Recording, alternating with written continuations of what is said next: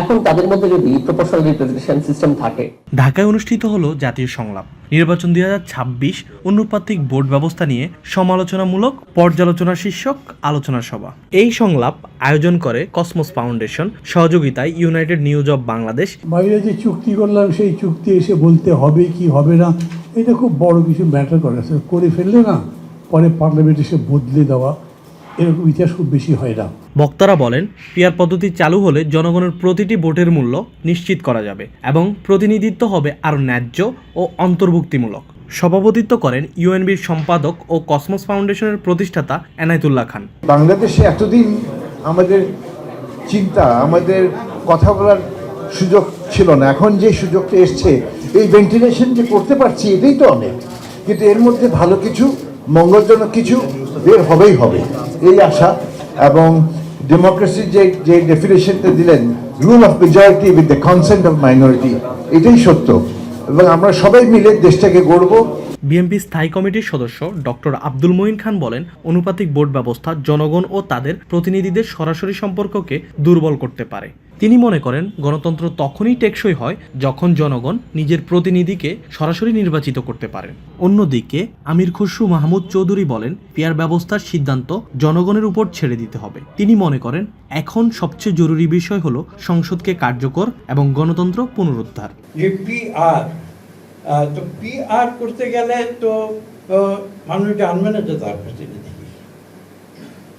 এবং কাকে ভোট দিচ্ছে, কে এমপি হচ্ছে, কিছু বুঝতে পারবে না। এইসব বাংলাদেশের মানুষ এটা গ্রহণ করেনি, করবে না। কাজে এখানে আর দীর্ঘ আমার মনে হয় খুব আলোচনা, আর যেটা বললাম যে ইটস এ কমপ্লিকেটেড প্রসেস। আমার মনে হয় না যে আমাদের দেশের মানুষ সেই কমপ্লিকেটেড প্রসেসের জন্য এখনো মানসিকভাবে বা তাদের যে কি বলবো, তাদের ইন্টেলেকচুয়াল দিক থেকে তারা যে প্রস্তুত হয়ে গিয়েছে সেটা হয়তো নাও হতে পারে। আর আরেকটি বিষয় এখানে রয়েছে, দেখুন আমাদের দেশে একটি কিন্তু বিরাট অভিযোগ রয়েছে যে রাজনৈতিক দলগুলো অনেক শক্তিশালী, তারা ক্ষমতার অপব্যবহার করে বা এটা করে সেটা করে। হয়তো কিছুটা সত্য হতে পারে, সব ক্ষেত্রে যে সত্য তা নয়। কিন্তু এখানে দেখুন, পিআর করার অর্থটা কি, এটা একটু মূলে যেতে হবে। পিআরের মূলে হচ্ছে আপনি ব্যক্তির যে অবস্থান সেটাকে দুর্বল করে দলের অবস্থানকে আরও শক্তিশালী করে দিচ্ছে। অর্থাৎ মানুষ ভোট দিবে দলকে এবং দল নির্ধারণ করে দেবে কে এমপি হবে। তাহলে কি হচ্ছে, আমরা তো তাহলে আমাদের যে মৌলিক চিন্তাধারা যে জনগণ তাদের প্রতিনিধি থাকবে এবং জনগণের প্রতিনিধিরা সরাসরি জনগণের কাছে জবাবদিহি করবে, সেইটা তো তাহলে আর থাকছে না। যারা পিআর এর পক্ষে, এটা তাদের দায়িত্ব হবে তাদের এজেন্ডাকে এনে জনগণের কাছে নিয়ে জনগণের ম্যান্ডেট দিতে হবে। একটা কথা আমি যদি আমরা কিন্তু একটা কন্ট্রাডিকশন হয়ে যাচ্ছে বাংলাদেশের প্রেক্ষাপটে। একটা কমিশন হয়েছে ঐক্যবদ্ধ কমিশন। আমার সাধারণভাবে আমি যেটা বুঝি, ঐক্যবদ্ধ কমিশন হয়েছে কনসেনসাস বিল্ডিং, অর্থাৎ যতটুকু ঐক্যমত হবে আমরা সেই জায়গাটা ক্লোজ করতে হবে, রাইট?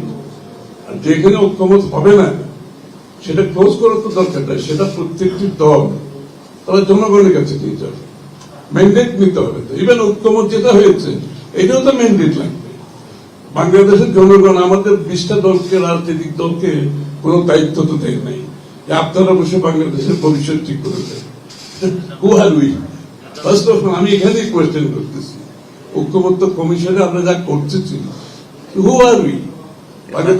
বাংলাদেশের জনগণকে আমাকে দায়িত্ব দিচ্ছে, আপনারা 20-30টা দল বসে আগামী বাংলাদেশ কেমন হবে, বাংলাদেশের গণতন্ত্র কিভাবে হবে, গণতন্ত্রের প্রক্রিয়া কি হবে, এই দায়িত্ব কেউ তো দেয় না আমাদেরকে।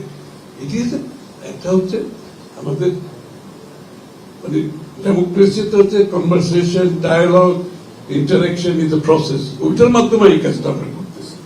সুতরাং আমাদের ওই লিমিটেশনটা আমাদের বুঝতে হবে যে এখানে কিন্তু সব জায়গায় ঐক্যমত হবে না, কেন আমরা তো বাকশাল করছি না। বাকশাল করার চেষ্টা করা ঠিক হবে না, আমরা সকলে আলাদা আলাদা ভিন্ন ভিন্ন দল করছি। সুতরাং ভেরি ঐক্যমত কমিশন যে সবকিছু ডিসাইড করে দিতে পারবে এটা বোঝার কোনো কারণ নেই। জামায়াতে ইসলামীর সহকারী সেক্রেটারি জেনারেল হামিদুর রহমান আজাদ বলেন, অনুপাতিক ভোট ব্যবস্থা চালু হলে নির্বাচনী অনিয়ম কমবে এবং প্রতিটি ভোটের মূল্য নিশ্চিত হবে। তিনি মনে করেন এই পদ্ধতি অর্থনির্ভর রাজনীতি ও সহিংসতা রোধে কার্যকর ভূমিকা রাখতে পারে। সেটা হচ্ছে পিআর পদ্ধতিতে দলকে ভোট দেয় প্রতীক দেখে, আর অ্যাপ্লিকেবল যেটা প্রচলিত পদ্ধতি আছে সেখানে দলের প্রার্থীকে ভোট দেয়। তাহলে একজন প্রার্থী নিজ এলাকায় জিতার জন্য, নির্বাচন উইন করার জন্য তার নিজস্ব বলয় তৈরি করে, মাসলম্যান আসে, টাকা পয়সা খরচ করে, এখানে সন্ত্রাসী কার্যক্রম হয়, কেন্দ্র দখল হয়, ভোট ফেয়ার হয় না, ভোটাররা ভোট দিতে পারে না, এটা অস্থিরতা, উত্তেজনাকর সহিংস পরিবেশ তৈরি করে ভোট কেন্দ্র থেকে ভোটাররা পালিয়ে যায় ভয়ে। তো এই যে পরিস্থিতিতে যদি হয় তাহলে ভোট কিন্তু হয় না। ঠিকই কাস্টিং ভোটটা, যেমন আমরা তো বিগত 3টা নির্বাচন 5% ভোট হয়েছে, এটা 40 অ্যাবাভ কাস্টিং দেখানো হয়েছে। এই জালিয়াতিগুলোও হয়। সংলাপে অংশ নেন বিভিন্ন রাজনৈতিক দল, নির্বাচন বিশেষজ্ঞ, গবেষক ও সাংবাদিকরা। তারা বলেন, বৈশ্বিক পরিপ্রেক্ষিতে আনুপাতিক ভোট ব্যবস্থা অনেক দেশে গণতন্ত্রকে শক্তিশালী করছে। বাংলাদেশেও এই বিষয়ে যৌথ আলোচনা জরুরি। আমাদের পাহাড়কে নিয়ে সবসময় ভারত এক ধরনের চক্রান্ত করেছে এবং পাহাড়কে আমাদের থেকে আলাদা করা এই চক্রান্ত আছে। দিনভর আলোচনায় উঠে আসে ভবিষ্যৎ বাংলাদেশের নির্বাচনী কাঠামো ও গণতান্ত্রিক সংস্কারের দিক নির্দেশনা। সংলাপ শেষে বক্তারা আশা প্রকাশ করেন, এই আলোচনায় হতে পারে বাংলাদেশের নির্বাচনী সংস্কারের নতুন সূচনা।